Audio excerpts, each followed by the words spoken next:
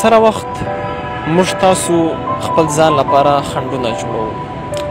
دا خنډونه هغه دي چې موږ تاسو ته اجازه نه راکوي چې په ازاد ډول فکر وکړو او پوره په ډاډ وکړو. دا خنډونه زموږ د خپلو ویرې، د شک او د محدود سوچ له امله دي. کله چې موږ تاسو خپل ځان ته وایو چې دا کار زما په وس کې نه دی یا دا کار زه نسم کولی، نو په حقیقت کې موږ تاسو خپل ذهن ته قید ورکوو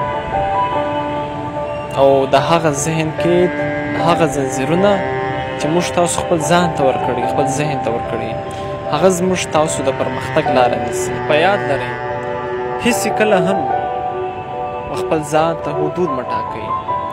هغه کې چې تر ټولو زیات سخت وي هغه ذهني قید دی.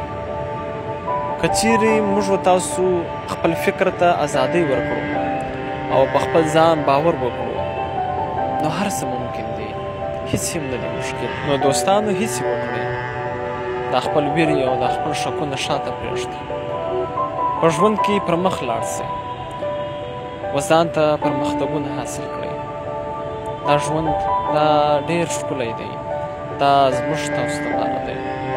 موږ تاسو باید چې هر هغه شی حاصل کړو چې پر هغه زموږ تاسو حق دی. ذهني غلامي، ذهني قید چې دی، دا به موږ تاسو ماتوو، دا زنځیرونه به موږ تاسو ماتوو او د غر په شان په ډاډ به هر مقام حاصل کوو.